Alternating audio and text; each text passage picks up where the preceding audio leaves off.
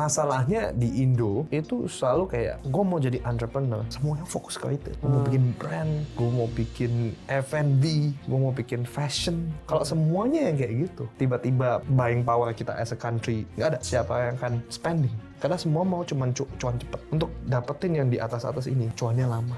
Gue mau jadi entrepreneur, kita sama-sama F&B. Gue bikin platform, lu tes di sana skill lu sama personality lu. Nanti keluarnya kayak FIFA. Itu untuk mapping out skill lu kayak gimana, skill gue kayak gimana. Kita cocok gak jadi co-founder? Gue inject mentornya. Terakhir lu di Sevenpreneurs as a CEO, yang lu build from all that business, kayak lessons apa yang paling lu dapat lah selama menjalani Sevenpreneurs? Welcome back to Ngalus, ngobrol asik soal Fulus. Gila, udah lama gue nggak start podcast dan tiba-tiba out of nowhere, ini temen gue yang udah lama nggak ketemu, tiba-tiba langsung kayak ngechat gue, interested into something di crypto yang mungkin nanti kita bahas.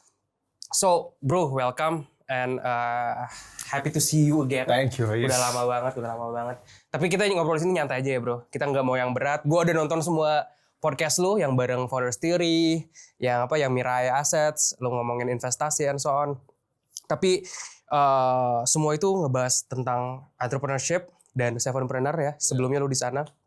Terus kayak Seven Elements itu quite deep dan gue nggak mau bahas itu. Gue justru lebih mau kebahas kayak your life currently, bro. Yoi. Kayak after all that itu kan kayaknya podcast terakhir lu 10 bulan lalu ya. Round that, probably, yes. Jadi ada yang baru sebenarnya. Lately. Earlier this year sama Tom McKifley. Itu yang gue belum tonton. Oke. Nah, gue pengen tahu after that kayak after Sevenpreneur lu ngapain sekarang? So kesibukan lu sekarang apa, bro? Oke. Kayak dibedah langsung.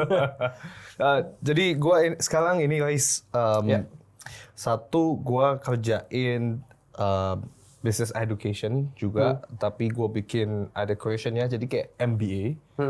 People bisa belajar terus ambil sertifikasi di gue. Itu gue kerja sama Kadin. Namanya Kadin Institute. Nah, Kadin Institute ini memang think tanknya Kadin buat lebih ke education, lebih ke anything related to academy, anything related to training. Nah itu di situ. Jadi kita kerja sama. Kita itu bikin some kind of kayak learning platform, dedicated learning platform. Tapi yang ngajar itu konglo Kadin. Jadi we call them CEO. Masterclass. I see. Yang ngajar para masters. Yes. Konglo-konglonya ini we call them masters. So if you see that, I'm in VC juga. Gue venture partner for Meet Ventures, itu VC di Singapura. VC baru tahun lalu kok. $10 million fund, belum gede-gede banget. So VC landscape, not only in Indonesia, tapi all across the world, itu kan they're investing in the idea. Ya kan? You have the idea, lu udah bikin prototype ya, di-inject. Gitu kan? Per-revenue, di-inject. If you see some of the VC, itu mereka ada yang shifting, they call themselves venture builder or venture studio. What they do basically is mereka bikin venture, new idea, new business, tapi they believe more into the talent. Let's say for example mereka fokus di satu industri healthcare gitu ya. Ya udah mereka fokus bakalan di healthcare, tapi yang penting mereka bisa inject CEO bagus di dalam sana. I see. So, invest in people ya. Invest in people. Investing more in talents. That's why my belief right here itu adalah VC itu bakal shifting ke venture studio itu lebih early. Jadi kalau talentnya itu mau pivot idea berkali-kali, no problem. Yang penting talentnya ini bagus, industrinya oke. He knows deep dive industrinya itu, they will survive. Nah, what we do basically di yang CEO Masterclass itu, kita ada creationnya. Kalau creationnya itu some kind of like an offline test. Kalau lu lulus, lu dapat BNSP, certification, lu diajar sama the likes of konglo-konglonya tadi. Wow. Jadi lu diajar sama Pak Anin Bakari, Pak James Hayadi, Pak Frankie Wijaya. The cost, bro. I mean the price. Wah. To get in. To to be a student nanti Yes. tunggu. Oke. Gue langsung FOMO duluan. Gue FOMO duluan. I mean, they are real masterclass lah. Correct. That's why we call ourselves masterclass gitu. Yeah. Kalau dulu gue di Soundpreneur kan gue yang ngajar kan. Yes. I think ya kalau gue yang ngajar pasti ada limitnya gitu loh. It's going to be sampai limitnya segini gitu. Experience lu juga yang kayak not that kayak decades of experience. Of course lah. They're already 50s, in their 50s, in their 60s gitu kan. Mereka asam garamnya udah banyak dan bisnisnya tons kan, triliuner gitu. Dan mereka udah mau spare time 3 hours buat gue syuting ini, gue baru syuting ini. Tadi datang ke sini gue syuting dulu namanya sama Pak Darsono. Pak Darsono itu yang punya Rimba, dia tuh punya the biggest carbon credit capture di dunia. Di Kalimantan Tengah. Jadi dia punya 200.000 hektar konsesi hutan itu khusus untuk carbon capture. Jadi yang beli orang-orang luar. Dibayarnya USD bro. Yes, pasti. Tanam pohon di Indonesia dibayar USD. Pasti. Wow, keren sih. So, gue bikin platform itu, basically gue dapet talentnya gue masukin ke dalam venture builder gue. Nah ini gue intentnya gue mau bikin fun di situ. Talents di sini founders only kah or initial levels di CTO-nya juga kayak betul yang... bisa dua-duanya. Jadi kalau lo mau jadi entrepreneur good, gue bisa matchmake. Gue mau jadi entrepreneur, lo mau jadi entrepreneur, kita sama-sama F&B. Nah, lo main FIFA kan? Ya kan? Gue bikin platform. Lo tes di sana skill lo sama personality lo. Nanti keluarnya kayak FIFA bro. Skill set lo kayak gini, skill set gue kayak gini. Offline test? Kita cocok nggak? Nggak, offline testnya itu untuk yang BNSP only. Kalau lulus BNSP, lu dapat akses ke platformnya ini. Jadi di platformnya nanti ada tes lagi. Yes, gitu. Itu untuk mapping out skill lu kayak gimana, skill gua kayak gimana. Kita cocok nggak jadi co-founder? Gua inject mentornya. Itu untuk yang bikin bisnis. Kalau lu nggak mau jadi bikin bisnis, tapi you're a good business talent kan? Lu lulus udahan di situ. Lu bisa join. Gue jadi matchmaking platform buat lu jadi executive level di existing company. Company-nya gede karena company-nya under Kadin. I see. Jadi you don't need ideas, you don't need come up with new business. Lu punya talent. I become the platform. Gue jadi agregatornya aja. Gitu. Gue pushing collaboration di dalam business ecosystem through Kadin. How is it so far? It's good. Ya kita lagi as of this video kita lagi syuting beberapa kunglu untuk dapetin di situ sih. Gila, ngeri loh. Tapi sebenarnya yang gue penasaran sebelum kayak kesibukan lu di Kadin sekarang segitu banyak, tapi lu shifting from Sevenpreneurs ke Kadinnya ini, how's the story, kayak gimana nih ceritanya? Kok tiba-tiba lu ke Kadin dan ya itulah. Jadi mungkin background story sedikit background gue tuh management consultant. Gue dulu di Singapura. Kita kan ketemu di Singapura. Kemarin gue udah ngerti semuanya lah. Gue pernah tinggal di sana gitu. Gue di Singapura, I do consulting. Lebih ke for business consulting profitability. Jadi for CEOs. Lebih buat we call them multinational companies MNC. And then gue ditarik. Kemarin gue kerja balik ke Jakarta, ke Bali dulu. For G20 itu work for Tony Blair Institute. Nah, gue kerja buat Tony Blair. Itu think tank ini ya, siapa? Tony Blair, PM UK. Ya, XPM UK kita advice buat Indonesian government. Kemarin waktu Pak Jokowi presiden kita advice, ini Pak Prabowo presiden tetap kita advice juga. Nah, gue lebih advice di digital sama investment. Jadi digital itu gue bantu. Kemarin masukin Starlink ya gua nonton juga tuh. Betul, itu karena Tony Blair kan teman dekatnya Elon. Betul, jadi kita udah bukain jalan Starlink di 20-an countries di Afrika. Asia itu yang pertama Indonesia kemarin. For Tony Blair Institute. Terus kita itu yang bikin INA Digital, the man behind e-government. Jadi kalau di Google aplikasi government itu ada 27.000. It's too much. It's too much. Nggak dipakai semua kan. Jadi gimana cara lu consolidated? Nah itu ada satu super app called INA Digital. Dan di bawahnya tuh ada 9 sektor priorities. Education, healthcare, social, dan lain-lainnya 9 itu. Itu yang dikonsolidasiin jadi satu super app-nya punya government Indonesia.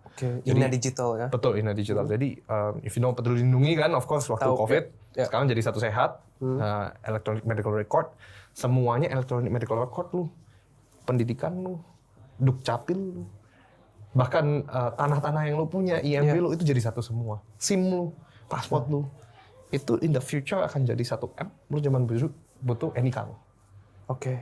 Cuman butuh NIK, semuanya lu bisa akses data-datanya. Dalam waktu dekat. Dalam waktu dekat. Wow. Tapi kan integrasiin beberapa KL ini yang susah. Nah dari situ gue dekat sama several politician. Nah waktu zaman gue campaign, gue nggak yang teriak-teriak ikut campaign, tapi gue di timnya Dewan Pakar 02. Di timnya Pak Prabowo Gibran. Gitu. Dewan Pakar ini isinya profesor-profesor, ada beberapa menteri yang di dalam sana. Nah, that's how I got into politics, how I got into Kadin, be friends with them, do several projects with them, and eventually right now, kalau Kadin itu kan ada support 4 program strategis pemerintah, MBG, makan bergizi gratis, ada program rumah subsidi, 3 juta rumah subsidi, ada healthcare check-up, health check-up gratis, sama terakhir itu pekerja migran di Indonesia. Jadi kita export talent-talent white collar workers yang bagus. My goal is to have businesses yang ada sinerginya sama all this. Karena kan push through di Kadin itu. Businesses yang memang potential. Jadi gue sekarang ada agriculture, kita do food estate sama greenhouse. Kita tanam padi pakai drone. Pakai drones, pakai soil booster. Kita konsesi sama government, kita jual lagi ke government. Masuk hopefully buat MBG juga. Ini agriculture. Rumah subsidi, gue lagi bikin pabrik AAC namanya, Autoclave Aerated Concrete. Itu basically mesinnya dari Germany. There are 62 compartment. Jadi bata-bata itu bentuknya beda-beda. Ada potongan-potongannya. Jadi lu bikin house tuh kayak Lego. You're stacking Lego. Semennya lebih sedikit dan of course erection untuk bikin house itu lebih cepat. Efisien, murah. Murah relatif sama. Tapi lebih much more efficient in terms of time. Dan juga kebutuhan tukang. Terus healthcare ini lebih family ya. Kalau family nyokap gue bikin rumah sakit di Madura. Gue akan asli Surabaya, Madura sana. Sama pekerja migran Indonesia, of course education. Ini inline sama CEO masterclass gue. I see, bro.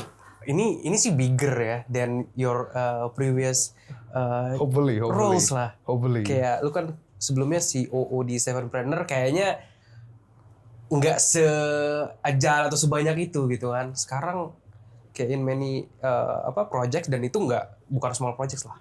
Hopefully. Kayak itu triliun rupiah projects lah. MBG doang.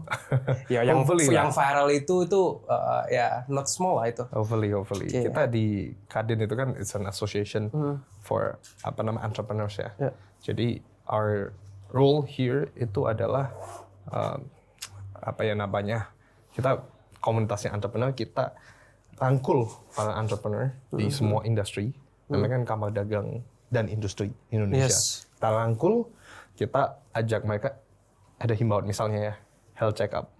Kita ngomong, kasih surat decree, supaya semua industri, entrepreneurs-nya ini, para pengusahanya, semua medical check up-nya employee itu harus dimasukkan ke Satu Sehat. Jadi tiap industri itu akan punya PIC-nya yang beda. Nah, that's how Kadin works, basically. Sama kayak SPPG, MBG. Jadi MBG itu Pak Presiden itu kan dia punya goal sekarang itu buat punya 30.000 dapur SPPG by the end of the year. 30.000, 95% sekarang funding harus dari swasta.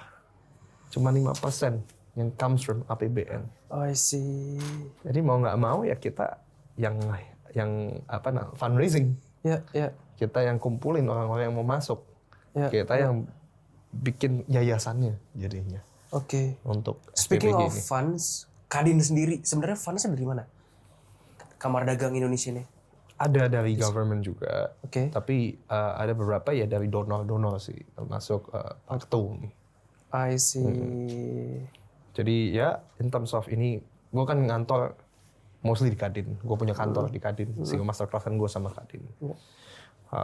Untuk operationnya mostly ya dari sana sih, dari donors lah, dari donors.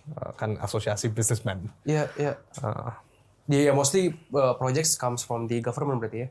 Ya, Most projects. most projects ya banyak pengusaha-pengusaha di sana kan pengusaha senior ya. Iya, iya. Pak, bisnisnya apa? Oke. Energi lah, Oke. coal, Iya. apa namanya, logistics, Oke. something yang memang benar-benar it's there for hundreds of years, udah ada di situ. Gitu. Yang gue penasaran ini bro, your energy sih. Kayak to meet a lot of people, kayak bahkan hari ini gue nggak tahu lu ketemu berapa orang hari ini, kayak dan every single day kayaknya lu orang tipe yang kayak nge-DM banyak orang to meet, nah itu what's your goals, kayak meeting a lot of people pertama itu, kedua how you have that energy, kayak super high energy, akhirnya lu bisa meet a lot of people, udah jelas lu berarti kayak not introvert person lah, yang kayak lu selalu pengen keluar ketemu orang-orang baru. Kayak what's the tip on the networking bro? Akhirnya kayak lu mau ketemu siapa aja kayaknya lu bisa gitu. Kayak at this point yang gue lihat ya, ini orang mau ketemu apa, mau dari government, mau dari kayak bahkan sekarang ke community crypto, akhirnya kayak lu bisa masuk aja gitu. Kayak there's always a door for you. Nah itu gue lebih keris di sana sih kali. What's the tips bro? Kayak I see. I think tips for me ya, kalau gue kan generalis, gue nggak mau fokus di satu industri. Gue ada point pengen belajar semua industri yang ada kalau bisa. Gue ngerti semuanya. The art of knowing menurut gue. Gitu. Kalau tahu cerita film kayak Knowing yang tahu future kayak gimana gitu. Nah itu gue inspired kayak gue pengen know kayak as much as possible gitu lah. Ilmu not only business lah, tapi ya filosofi and everything. Menurut gue sih apa namanya, at the end of the day if you do business, intersectionnya bakal ada sama government. Once your business is become big, benturannya bukan lagi pasar, benturannya policy. Jadi mau nggak mau lu harus nurture both ways. Gitu. That's what I do. Gitu. From the business standpoint, gue punya platform. From the government standpoint, gue punya relationship, gue punya benderanya untuk masuk ke sana. Jadi, in terms of networking itu gimana caranya lu bisa positioning yourself. Menurut gue itu yang paling apa namanya essential. Lu bisa bawa bendera apa, dan how do you knock on the doors. Tentu kalau lu knock on doors, lu randomly DM someone, follow someone. Beda dong ketika kita dikenalin oleh someone yang credible. Ya kan? To get into the circle takes time. Tadi gue sempat mention kalau misalnya kita dikenalin orang lain, apa namanya, yang udah punya credibility, itu jauh lebih beda dong daripada kayak kita knock on our doors masing-masing gitu kan. Jadi untuk network chain-nya, dapatin itu semua itu takes time sih. Jadi untuk kenal yang lainnya, untuk punya credibility, untuk lu dikenalin bawa ke sana, itu yang menurut gua kayak itu butuh perseverance, itu lu butuh komitmen, capek juga iya, tapi kebetulan gua extrovert ya, gua suka ngobrol sama orang, jadinya ya gua enjoy it. Tapi apa namanya, at the end of the day, kalau lu mau masuk di sana, bukan cuman lu take doang, tapi lu juga give dong. Karena dengan network lu yang satunya, mungkin di satu sisi, lu juga kenalin orang-orang yang like-minded individuals yang sesuai lah sama apa namanya, pergaulannya gitu. Dan of course, from the point of being businessman, nggak bisa lu satu kali langsung tembak lu dapat project and everything. It's all about relationship building ya. Jadi pertemuan berkali-kali, over minum, over main sports, itu really essential. I really value that gitu. Makanya ya, at the end of the day, gue maunya cuma ya bikin platform di mana oh gue bisa kumpulin like-minded individuals, mereka bisa bisnis bareng di sana, walaupun gue nggak diajak, nggak apa-apa, gue happy. Karena at the end of the day you create a value for them, for like-minded individuals, yang berarti lu diingat juga dong. Yes. Oh gue ketemu karena Stanley. Kayak gitu sih. So that's your, apa ya gue bilang ya, kayak yang lu cari itu ya, bukan kayak I don't know, profits, money and so on. Probably kan money of course matters. Of course, yes. Money of course matters gitu kan. Ada yang memang purely gue kerjain projectnya because of money. Oke. Ya. Penting, wajib. Let's say for example, gue bantuin untuk dapetin perizinan or something, bisa. Oke. I can do that, gitu. Tapi yang benar-benar ada passion project, bikin platform gitu. Itu something yang benar-benar kayak, oke, gue bisa build something yang create value for others. Yes. Create a legacy. Yes. Itu yang menurut gue makes me happy. Makes me jump out of the bed in the morning. Gitu. Makes me motivated lah. Lu punya purpose tiap bangun tidur. Betul. Oke, ini yang mau gue kerjain. Betul. Selalu ada fire. Kan gue dulu juga 9 to 5 ya, gue professional ya. Jadi gue professional kemarin tuh sebenarnya kalau gue stay professional aja aman. Yes. Gaji gue terakhir udah 3 digit per month. Dan lu give up for all this. Iya, karena menurut gue nggak ada roller coasternya. Oke. There's no risk in life. Agree. What's the point of not taking risk in life? Ya. Menurut gue kayak gitu. Kalau gue nggak mau taking risk in life, mendingan gue nggak usah di Indonesia. Gue di develop country aja, hidup stable, santai, jadi professional. Indonesia is a land of opportunity. Agree. That's why I want to go back and become an entrepreneur. I see. What's the fun ya? 3 digit doang kayak lu kerja 9 to 5, pergi, what's the fun? What's the fun? What's the fun? There's no risk gitu There's kan. no risk. I see. Sama kayak lu lah, lu trading. Yes. Ya kan? Yes. Gue juga sama kayak going to the office atau cubicle jobs.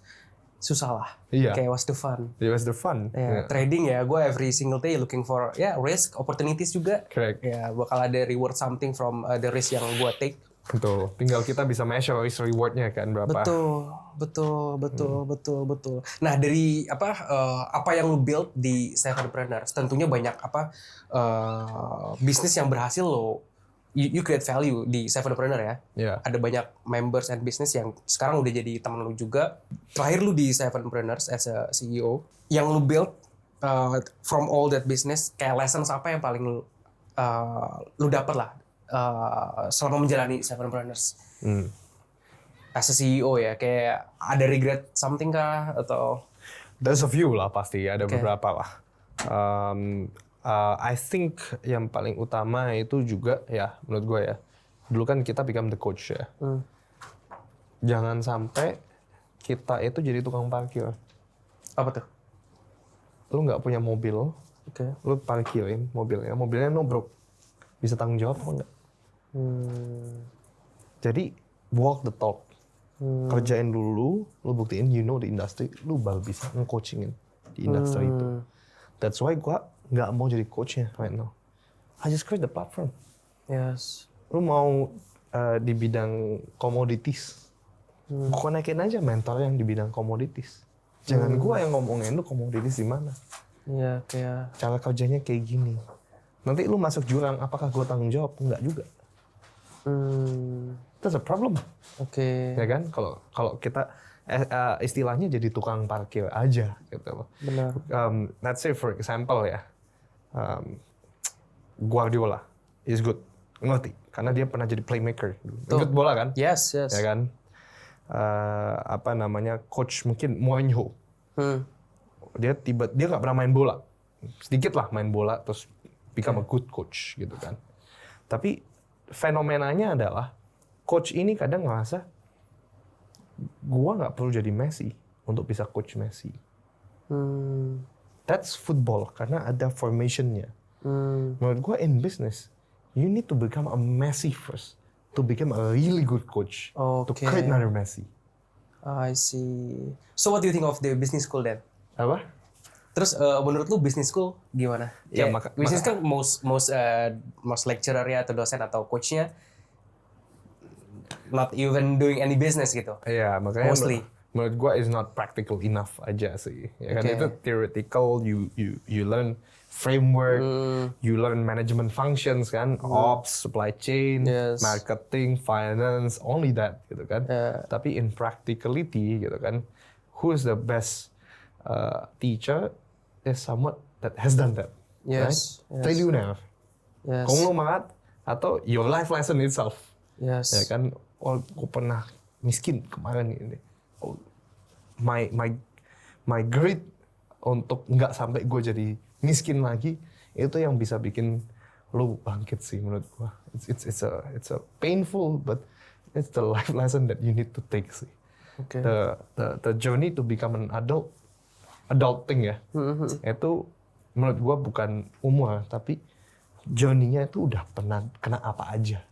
Yeah. Kalau gue tahu someone journey-nya ini through ups and downs, gue tahu dia lebih dewasa dibandingkan orang lain. Wisdom guys. Gila. Wise Stanley sekarang. Sesinya Wise Wisdom Stanley. thoughts. Bukan lagi kayak Stanley yang jadi coach ngajarin that frameworks. First short thoughts lah. Iya, from the founders foundation sampai apa tuh gue sampai inget sekarang yang 7 apa the growth. Iya. Ya the growth apa sih itu kan kayak frameworks. Tapi sekarang lu lebih kayak connecting. Ya udah lu mau belajar apa, lu mau industri apa, gue cariin the real masternya. Betul. Yang actually walk the business. Talk, udah pernah jalannya.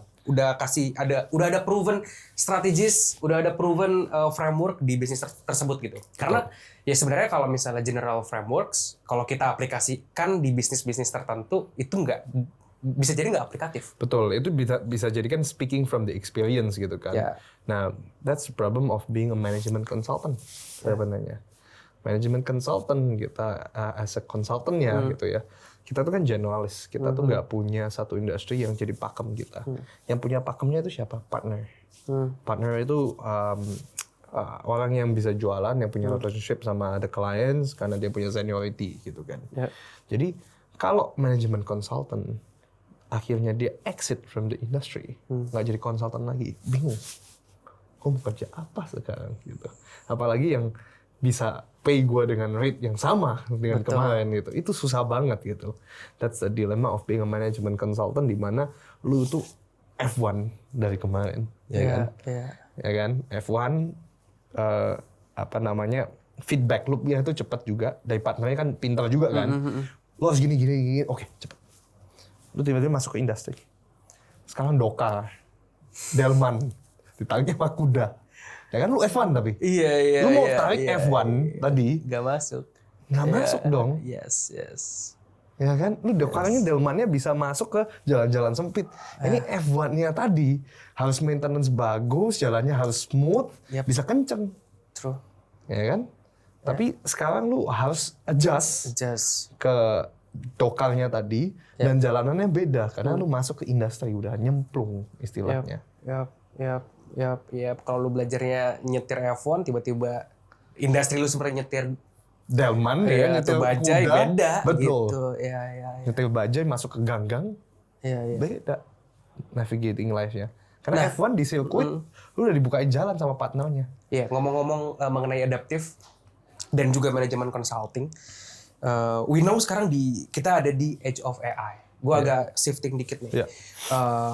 Lu ngeliat ada threats gak dari AI sendiri ke manajemen consulting? Kayaknya sekarang gue bahkan kayak everyone deh. Sekarang pakai GPT to consult. Betul. Gitu, gue nggak pay any management consulting untuk kayak bahkan even kayak mungkin framework business atau yang sifatnya theoretical, I can ask the GPT gitu kan. Betul. Tapi justru yang sulit nantinya ke depannya adalah yang practical ya. Kayak the real person yang walk the talk, yang benar-benar kayak in the industry-nya. So, what do you think of the future of the management consulting di age of AI sekarang? Lo kan pernah nih di management consulting. Ya, menurut gua sih bakal downsize gila-gilaan sih. Oke. Menurut gua sih kan namanya juga klien ya. Klien ini kan lu di charge hundreds of thousands of dollars or millions itu over just a few months. Bahkan kalau lu tahu manajemen consulting itu kita makan steak, makan mahal itu di charge ke klien, bondnya kita tunjukkan ke klien. How do you feel as a client? Wow. Kalau you're a client, let's say for example ya, lu CEO Telkom, you don't care.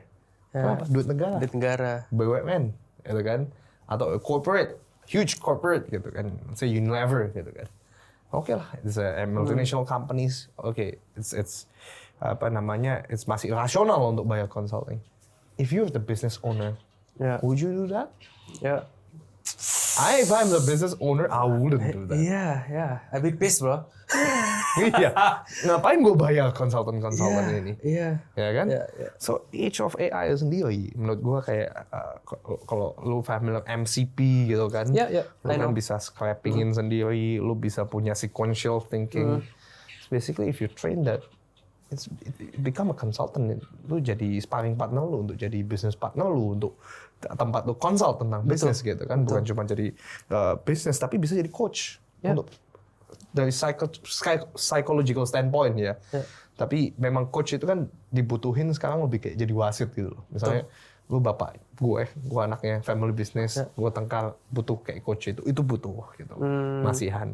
Tapi untuk kayak business strategy standpoint, lu bisa upload all your strategy, lu upload your LK and everything. Easier. Right? Yep. They are replaceable menurut gua. Nah, menurut gua sih kalau nggak ada pegangan ke project government yang memang benar-benar spending gitu kan, BUMN yang tadi, it's going to be tough for management consultant. Kalau akhirnya lu masuknya ke business owner-nya sendiri. Iya. Oke, dan sekarang kalau misalnya lu sendiri ya pakai deep research lah, kayak Gemini, GPT and so on, lu deep research, bro, hasil researchnya in like 5-10 minutes itu udah deep banget gitu, kayak dia bisa ngasih source and everything. Now you currently di Kadin, terus lu sekarang ada di industri banyak tadi kan, di current state Indonesia nih, di negara kita. Industri apa sih sebenarnya yang lagi oke? Mungkin ada di sini yang nonton adalah calon entrepreneur yang kayak mau jump in, but they don't know kayak what's the good industry yang mereka harus jump in. Itu pertama, kayak what's good nih, what's the alpha on the industry, gue mau masuk mana. Terus yang kedua, oke, gue udah tahu misalnya industrinya, who's the best mentor, and step-nya gue bisa join ke your platform tadi kan, gue bisa matchmaking and so on, itu gimana? Oke. So satu dulu, your question is about the industry ya? The industry. Kalau kita breakdown Indonesia sih, so Indonesia is still seen as a commodities instead of a market. Ya, it's a market lah instead of a producer. Jadi memang our GDP itu memang heavily contributed sama energy itu tuh. Ya, let's say coal gitu kan, timah, nikel gitu kan. Apa yang kita bisa bilang, kita itu dikeruk terus-terusan, dibuang keluar. Ya kan? Gimana caranya buangnya itu nggak jadi keluar? Processingnya itu, kalau kita nggak apa-apa di sini kan, namanya juga ngambil raw commodities. Tapi processingnya gimana caranya di dalam negeri? Nah, there's an education field jadinya. Education field pasti play a very very important role. Indonesia as a country, Indonesia itu kalau gue bisa bayangin, negara dari developing countries ke developed countries itu ada piramid. Of course dong, lebih banyak developing countries daripada developed countries. Countries itu life journey-nya itu comes from, gue agriculture dulu, aquaculture, fishing, cocok tanam, semuanya jadi petani, ya kan? Semuanya jadi petani, mereka baru naik satu tingkat ke manufacturing. Yang kemarin cuman kayak padi, sekarang kita olah. Singkongnya kita olah. Kita bisa bikin cars, let's say for example. Naik lagi baru financial service. Kenapa? Dua di bawah ini butuh funding dong, butuh financing dong. Betul. Banks buka, ya kan? Fintech lebih banyak buka. Naik lagi satu lagi di atas. Ini tertiary industry. Tech lah, AI lah, Web3 lah, blockchain lah. Itu sebenarnya perlu nggak perlu, bisa hidup kan? Iya. Tanpa itu kan? Iya kan? Tapi somehow funding lari ke sana. Iya, funding lari ke sana ya. Rich people comes there lah gitu. Karena kan di atas. Indonesia dari yang tadi agriculture zaman-zaman Orde Baru kita tuh di skip langsung ke financing. So you Financial think service. kayak foundationnya not strong? Foundation sebenarnya? manufacturing-nya nggak strong. Oke. Kenapa ya? Kita komoditas. Let's say paling gampang ya oil lah. Singapura kan kemarin Pak Prabowo kan bilang mau stop. Itu kan udah berapa tahun. Minyak kita ambil, buang ke Singapura. Singapura jadi barang jadi, kita beli lagi. Iya kan? Maksudnya kayak, let's say for example, jualnya ke sana 3.000 per liter. Kita beli lagi 10.000 per liter. Kita 3.000, sana 7.000. Siapa yang lebih kaya? Iya, Singapura lah. Iya. Gila. Ya kan?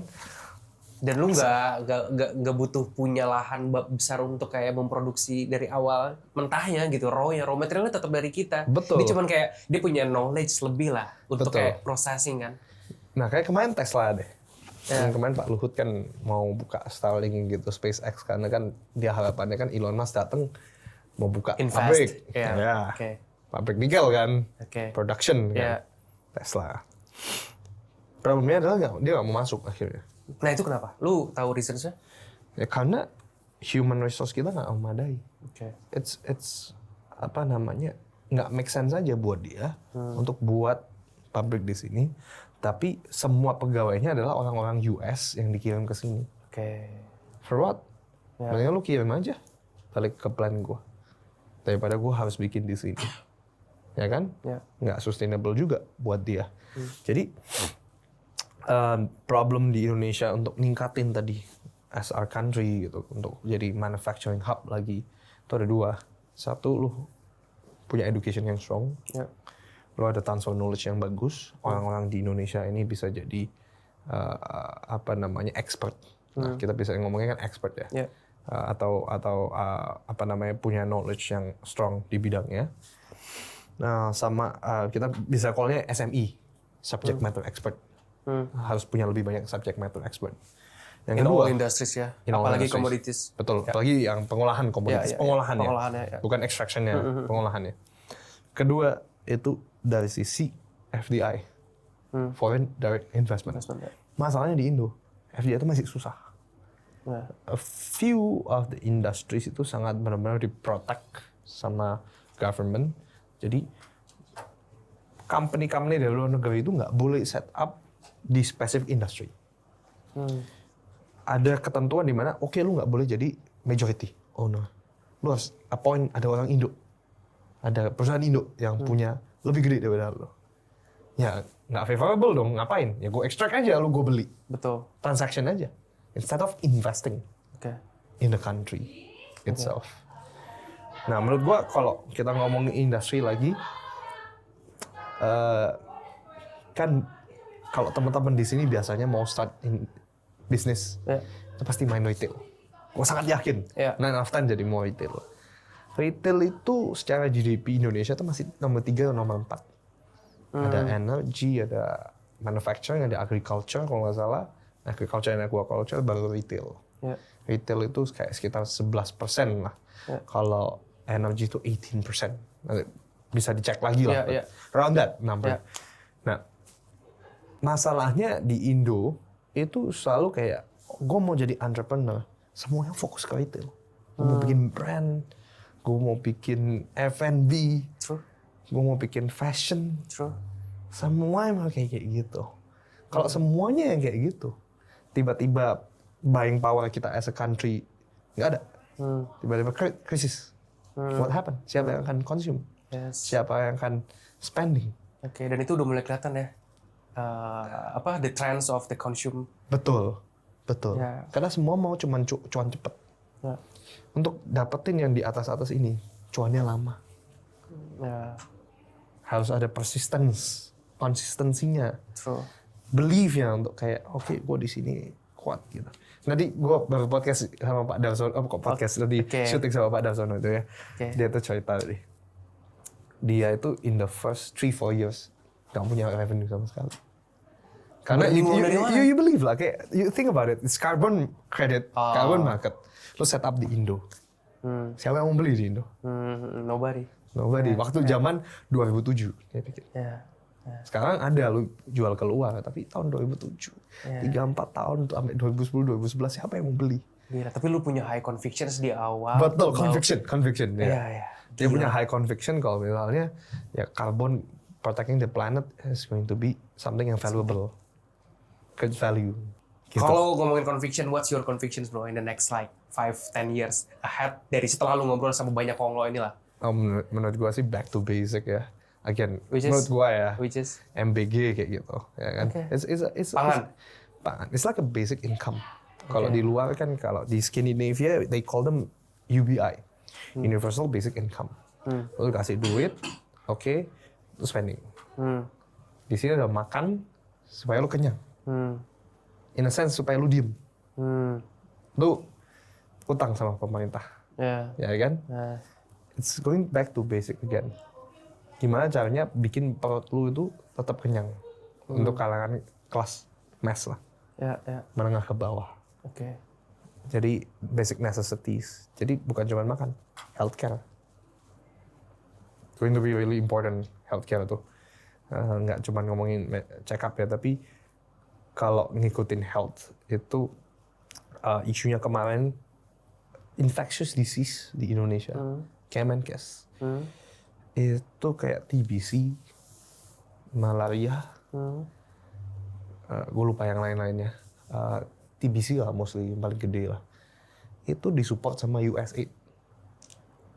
Tiba-tiba Donald Trump said, oke, gue nggak mau support lagi USAID, ngapain bantuin orang luar?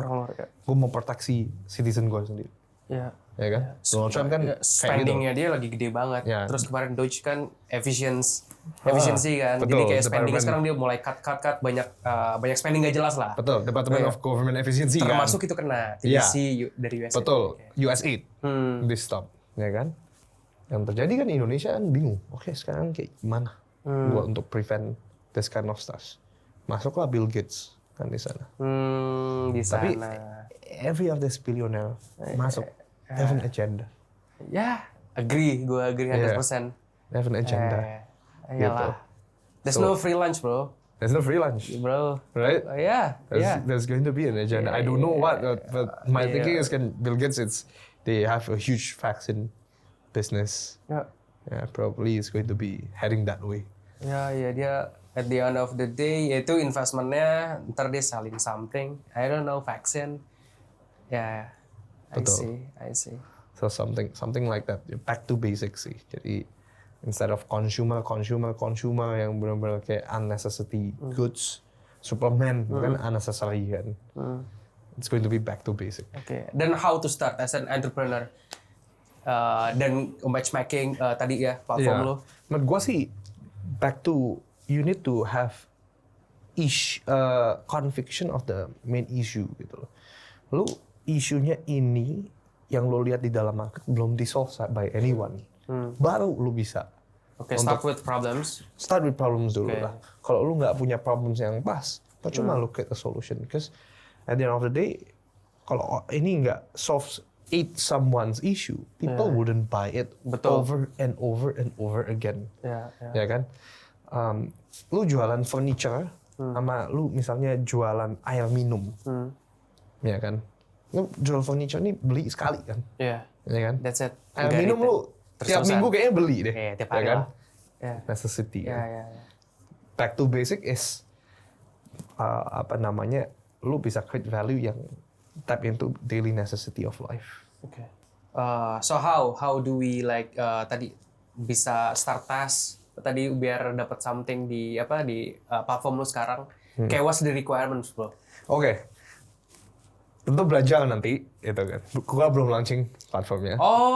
Lagi on the way. Lagi shooting right now. Tapi namanya masterclass. Yes, CEO Masterclass. CEO Masterclass namanya. Jadi basically lu belajar di sana, lu complete all my tasks yang gua kasih di sana. If you complete the task, you can take a test, offline test. It's a case study test. Case-nya kayak lu mau masuk di consulting industry. Jadi gue define beberapa industri yang lu bisa pilih. Once lu pilih industri itu, lu nggak boleh jump to another industry. Kalau lu jump, ini berarti orangnya nggak bisa fokus. Lu decide on that one industry, double down on that industry. Lu lulus tesnya, baru welcome, gue akan matchmaking lu dengan co-founder ataupun co-nya. ataupun fun-nya. Gitu. Wow, wah seru banget bro. Tapi gue harus kayak sarjana punya S1 biar oke, everybody kayak umur Enggak. juga enggak. Oke. Lu you show your convictions. Gue di industri ini gue punya high convictions. Gue mau start. I wanna be a CEO lah basically. Gue mau ikut kelas lu. Nah itu ya mungkin harusnya berbayar lah ya. Ya, berbayar. That's why sebenarnya berbayar tapi jauh lebih murah daripada lu ambil MBA, jauh lebih murah daripada ambil S1 lah. I want to make something that's more affordable, more accessible for Indonesians. Dan how long? Kayak berapa lama this master class? Oh, 1 tahun. Okay. 1 tahun. Jadi lu ada komunitasnya, lu dapat akses ke komunitasnya lu. Misalnya, gue tinggal di Surabaya, nggak bisa di Jakarta, semua kan di Jakarta. Nanti ada community manager kita di Surabaya. Oke. Pio ini memang benar-benar kumpulnya orang-orang bisnis. Gitu. I see. Nggak harus jadi businessman, nggak harus jadi entrepreneur. Tapi anything yang kalau misalnya lu mau jadi executive level of business, come here. Oke, jadi lu benar-benar kayak mau ngumpulin sebanyak-banyaknya talents, C-level executives di Indo lah untuk di any industries. Intinya ke sana ya. Betul. Dan lu nanti punya pool of talents banyak, ya udah ntar lu tinggal cook di sana gitu, lu bisa invest in them gitu to build something. Betul, create a fund. Ya. Tadi fund lu bilang ada 10 mils ya sekarang ya? Iya, itu visi. Iya, visi lu itu fokus sekarang ya into invest di what industries? And mostly is still tech startups karena nggak ada yang masuk di Indo. Jadi APAC region. Kemarin ada masuk di Korea, sama 1 di Singapura. Oke, tapi Indonesia in your mind. Visi lu ada potential invest in Indonesia? Yang ini beda lagi. Nah, I'll create another fund. Khusus yang buat venture studio orang-orang Indonesia. Dan itu pun lu harus benar-benar ketemu orang yang tepat banget. Nggak bisa lah nanti. Iya, dan ngomong-ngomong mengenai matchmaking tadi co-founder lu match apa enggak, lu tadi ada tes-tesnya bla bla bla. Kayak we know previously lu ada with someone co-founding Sevenpreneur. Berarti kan ada dan ini I don't know the issue, I don't know the problems. Tapi lu berarti menemukan satu ketidakcocokan. Yes. Berarti sudah jelas ya. Dan mungkin kalau misalnya lu berdua tes yang lu lakuin itu mungkin lu kelihatan tuh sebenarnya ketidakcocokan itu. Kind of. Probably that's what I wanna prevent ya. Maksudnya supaya team formation is really important, ya kan? Kalau lu main bola, main basket selalu ada formasi siapa jadi striker, siapa jadi defender, siapa jadi goalkeeper, semua punya peran. Ya kan? Peran yang essential itu semuanya terisi. Jangan sampai ada beberapa peran yang ternyata bolong di sana. Itu yang bikin bisnis goyang jadinya. Kapalnya goyang. So that's it guys, I think ini udah jam 6.30. By the way dia punya dinner malam ini, ada schedule dinner. So gue bener-bener ngeganggu waktunya dia banget. But makasih banyak. Lu udah mau sharing singkat banget. Tapi gue mau tetap masih ngobrol sama lu. Kayak sebenarnya masih banyak pertanyaan. But for later lah ya, kita tetap keep in touch. So ya kalau misalkan ada pertanyaan atau apapun itu bisa share di komen di bawah. Mungkin gue bisa coba bantu jawab atau tanyain langsung nanti via WhatsApp and so on. So yeah, I think that's it. Thank you Stanley again. So sorry kalau misalnya ada something yang kayak I don't know ngebuat lu agak comfortable here. So yeah. Thank you for inviting us. Okay guys, bye bye. Bye bye.